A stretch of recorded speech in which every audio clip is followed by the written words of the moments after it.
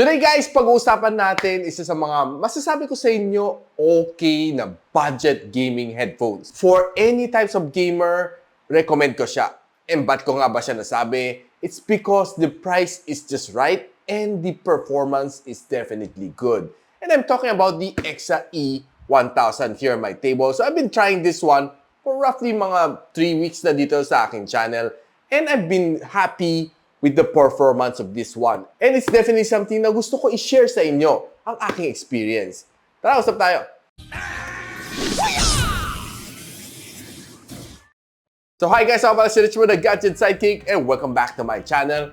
This is the EKSA E1000. It's a stereo gaming headset na for me, masasabi ko sa inyo, okay na okay siya. Ang kanyang performance, ang kanyang RGB light sa gilid. It's cool. Really cool for gamers. And sabi na dito sa gilid ng box, it has stereo sound, a high quality microphone, and very comfy na ear muff. And yung pag sinabi mo very comfy na ear muff, I can attest to that dahil suot ko siya for roughly mga 2 hours. Even wala ako sa aircon room, gamit ko electric fan lang. Okay siya, no? Hindi siya nainit na naiirita ako. Ako personally, I don't like yung mga ear muff na nagpapawis sobra, parang malagkit dito sa akin tenga. Hindi okay sa akin yun. And this one, ang comfortness nitong ear muff nito, I can give you the 8 out of 10. Enough muna ang kwento, unbox muna tayo. So guys, ito ng box ni EKSA E1000. Sabi niya dito, it's a USB gaming headset na may stereo sound and it's compatible with PlayStation 4, Sony, PC, and Mac. So probably by now, it should be compatible with the PlayStation 5. And important dito, sabi you should register sa eksa.net for 24 months of extended warranty. So bubuksan muna natin. Kita natin, sasalubong sa atin isang parang leatherette na pouch. Inside the box, meron tayong user guide, meron tayong warranty card, and of course, ang kanyang registration sa kanyang website. And very gamer-centric ang design nitong pouch nito. Kita natin, naka-print EKSA dito, naka-engrave, then red ang kanyang cord. So, pulling it out. Looks like this. And, di ba, sabi ko sa inyo guys, it looks kind of good. Hindi siya ganun ka-flimsy made kasi alam naman natin to, it's just around 1,000 pesos. I'll be posting the link on the description box kung saan nyo pwede siya mabili, no? And this one can be turned 120 degrees ang kanyang microphone. Though hindi siya detachable. And pwede mo lang siya iligpit ng ganito if you don't want to use it. But if you want to use it, just pull it down just like this. And this one later, pag kinabit ko, iilaw ang RGB nito. And makita natin nun, itong foam na ito is definitely comfy. Sa ibang mga gaming headset, medyo manipis lang ito. Ito, kinapalan ni EKSA, no? Making it a lot comfy compared to the others. Hihilain mo lang to just to extend kung medyo mas mahaba ang iyong mukha. And this is how it looks like. Di ba? Ganda. Connected to it, masabi ko sa inyo, it's a very nice braided na cable. And meron pa siyang velcro na EKSA na nakasama. So pagbukas natin, mahaba siya, no? Mahaba nga ng cable. So, dito makokontrol mo ang mute and unmute ng microphone and ang volume ng iyong headphones. Sa kabilang dulo is your USB na ikakabit natin sa ating PC. So, right now, nakabit ko na sa aking PC and this is how it looks like. Maganda siya, no? Especially sa gabi, yung tumatakbo na RGB dito, no? Ang ganda. Very smooth ang kanyang color. Probably the only thing na for me medyo nalilimitado ako sa kanya is hindi mo makokontrol ang kanyang ilaw. Just like that, you cannot control it. It's not addressable or controllable. Or pwede mo i-steady color. Ganun lang siya all throughout. So guys, after browsing the official website ni EKSA dito about the E1000, there's a very nice edition. No, this is probably an update from me to you. Meron siyang My Time at Sunrock edition and it looks kind of cool yung box niya, no? I'm not quite sure kung it will be available here in our country, but if you want to order it, you can check it from eksa.net. And probably this one ships globally and I'm sure na it might arrive here in the Philippines. And by the way, ito si EKSA E1000, it has 4 colors, gray, green, red, and blue. So I have here is the regular na gray version. And for me, okay na siya, ample enough na siya. And gusto ko na i-test right now, no? Dito sa gaming. So before ko makalimutan guys, ito ang mga sound specification nitong EKSA E1000. Meron siyang 50mm na drivers. It can perform within the range of 20 Hz to 20,000 Hz.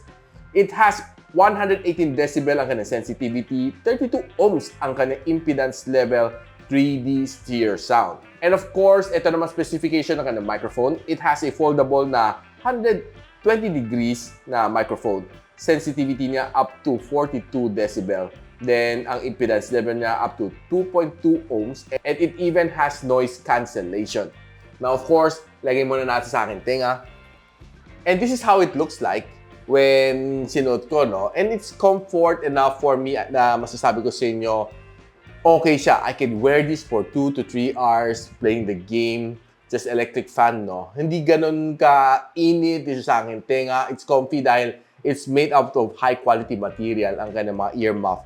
And what's nice dito sa ibabaw, masasabi ko sa inyo, no, kahit medyo isikipan ko siya, malambot pa rin. Meron siyang cushion dito sa ibabaw, which gives me the maximum comfort level even at a budget price point. Ito EKSA E1000 na gaming headset. And kaya ko naman i-control at the comfort of my fingertips kung gusto ko i-on off ang aking microphone and gusto ko i-control ang volume nitong headset ko.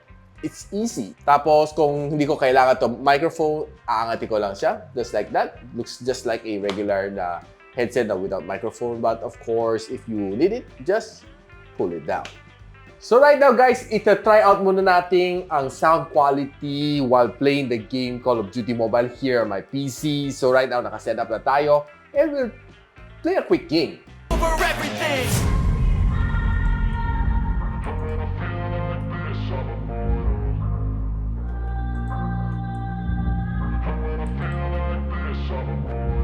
And when I feel like this, I'm immortal. When I feel like this, I'm immortal. When I feel like this, I'm immortal. When I feel like this, I'm immortal. Don't be scared. Just give me up. Don't be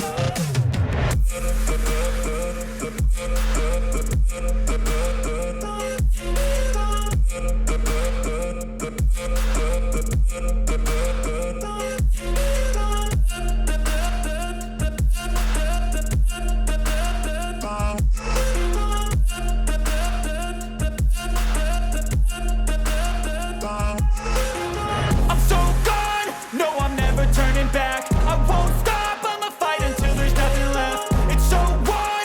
You're gonna be hurting bad, cause I've been to.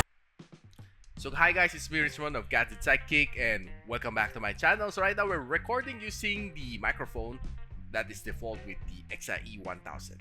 Guys, after playing for roughly isa't kalating oras, I can see that it's still comfy here in my ears. Now, the sound quality is great. Masasabi ko sa inyo, it's really geared towards gaming. Tinry ko siya pakinggan, no, if yung mga bala sumasabay dun sa ipagbaril po, sumasabay din sa sounds. And it's almost at par naman. Wala naman na-feel na lag in when it comes to sound. Okay naman siya in terms of playing, in terms of listening to music. And I can say that ang pinaka-lowest ng bass niya is 20 Hz. And it can go as high sa treble niya sa 20,000 Hz. Now, I can say that nag-enjoy naman sa music listening to Spotify naman dito. And it gives me that, okay na experience. Now, watching videos, I can say enjoy ako. Dahil yung sound set's giving me yung immersive experience, no? Even though that this one is a budget gaming na headset, watching movies together with this one is definitely okay. Now guys, meron akong gustong i-try, no? Since I have an OTG plug here to Type-C, gusto natin i-mount to sa aking smartphone. Kung gagana nga ba itong EKSA E1000 dito sa aking smartphone, no? So, plugging it like any OTG device. Let's see kung gagana na. I just simply play music here on my phone and pakinggan ko lang if gumana nga ba siya o hindi. But for me, it seems na nagkaroon naman siya ng logo here on top na headset na logo, nandito na siya, no?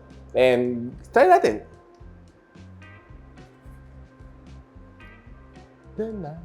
I won't go home without you. And guys, true enough, gumana to OTG plug daw. So if you have any OTG plug Type-C, kabit nyo lang siya, no? Like this one. it will work like a charm. Right now, I'm listening to Won't Go Home Without You from Maroon 5, and the sound is really great here from these headphones. And of course, umiilaw naman siya, no? And this one, I can say na hindi lang siya pang gaming. You can also bring it out to road trips. Just bring a OTG plug, basta Type-C ang iyong phone. It can work like a charm without any problem. You can listen to your favorite music on Spotify. Watch your favorite movie on, of course, Netflix and, of course, YouTube. Then you can also play your favorite games here on your phone using the EKSA E1000. And that, my friend, is a pretty easy hack from me.